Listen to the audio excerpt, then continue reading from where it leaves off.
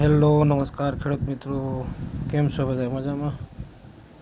અને આજે આપણે જો વાડીએ આવી ગયા છીએ અને જોવાનું હતું આંબામાં અને જાહેરમાં બેમાં નિરીક્ષણ કરવાનું હતું કેવું કેવું ફ્લાવરિંગ છે, શું છે જાહેરમાં કંઈ રોગ છે કે આંબામાં કંઈ કેવું છે, ખર કેવોક છે, પછી ફળ કેવુંક લાગેલું છે, એ બધું નિરીક્ષણ કરીને જોવું પડે એવું તો જોઈ લીધું. આજ થોડીક ગળોની પ્રમાણ દેખાડે છે, પણ હવે જોઈએ આગળ જતાં શું ટ્રીટમેન્ટ દેવી પડે. પછી જાહેરનો નજારો જોયો તો જાહેરમાં કંઈ વાંધો નથી, થોડુંક પાણી ટાણે હોય એવું લાગે છે.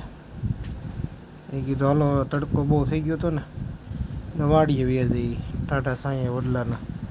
પછી વડલાના સાંયે જવા નીકળી ગયા એટલે ઓલી વાડીએથી મકાનને જોયું, પણ એમાં હજી દાદરો કરવાનો બાકી છે. તો પછી હવે મેં કીધું થોડાક દી પછી દાદરો કરી નાખીને શટર નાખી દીધું એટલે મકાન પૂરું. પછી મેં ગયા વાડીએ હાલવા માંડ્યા. મેં કીધું બીજા ખેતરમાં આંટો મારી આવી, ત્યાં જાહેર બાર છે તો કેવું છે, શું છે, પાણી તાણ છે કે દવા છાંટવી પડે એવું છે, કંઈ રોગ બોગ છે કે શું છે. તો બીજા ખેતરમાં ગયા અને આંટો માર્યો તો જોયું તો એવું લાગ્યું કે પાણીની તાણ થોડીક દેખાડે છે, પણ વાંધો નહીં આવે, રોગ તો નથી કાંઈ એવું. પછી તડકો માથે ધોમ તપતો હતો. પછી ધીમે ધીમે હાલીને વી ગયા અને જોયું તો જાહેરમાં કંઈ વાંધો નથી, ખાલી પાણીની તાણ દેખાડે છે.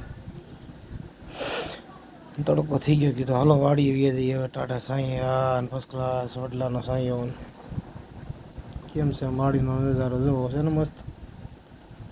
આવું હોય ખેડૂતનું જીવન ભાઈ, આટા ફેરા મારે ને વાહ વાહ ને બળ કર્યા કરે સારી કોઈ આમથી આમ ને આમથી આમ.